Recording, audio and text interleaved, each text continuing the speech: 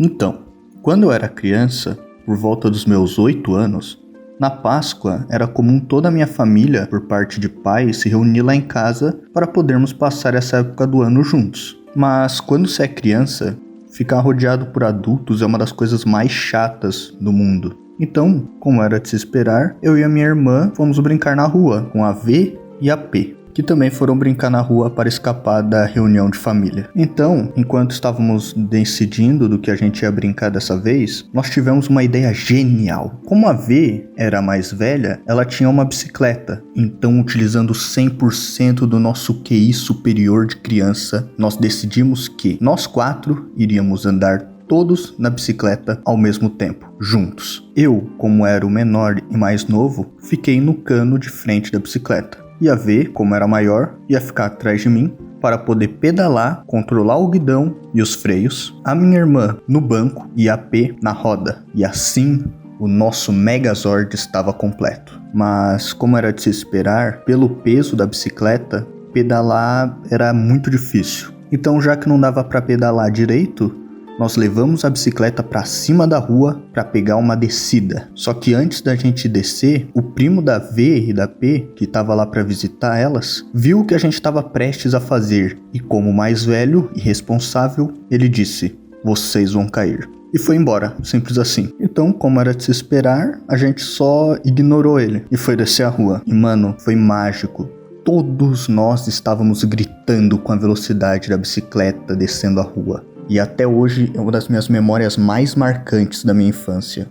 Só que a gente caiu. A gente caiu todo mundo junto na rua, com a bicicleta em cima da gente. Porém, por mais incrível que pareça, nenhum de nós tínhamos se machucado. A gente estava bem. Foi como se a gente tivesse apagado antes de cair no chão e acordado já ali. E isso deixou a gente mais empolgado do que com medo, porque a gente fez algo incrível e não se machucou. Então, nós fomos para uma rua mais longe da nossa casa, onde tinha uma descida muito maior, gigante. E, já que a gente tinha conseguido descer aquilo ali sem se machucar, a gente pensou em aumentar o desafio.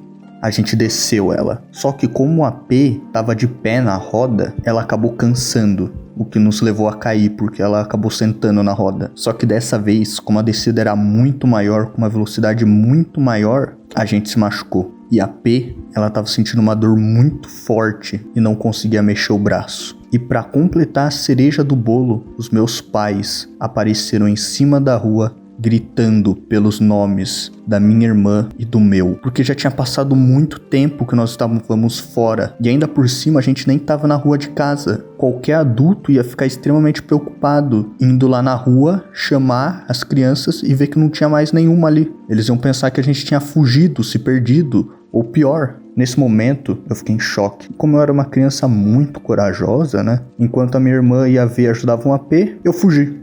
Eu saí correndo pela parte de baixo da rua, na esperança de chegar em casa sem meus pais verem, para eu poder me safar de apanhar. Mas, para minha surpresa, quando eu cheguei na rua de casa, meus pais tinham chego na mesma hora que eu, sem a minha irmã, a V e a P. Nesse momento, eu nem tinha notado nisso, não estava pensando nisso. Eu estava muito mais preocupado com a minha situação naquele momento, porque a minha mãe, ela estava se aproximando de mim com uma fúria. Eu pensei, já era, acabou pra mim, eu vou morrer.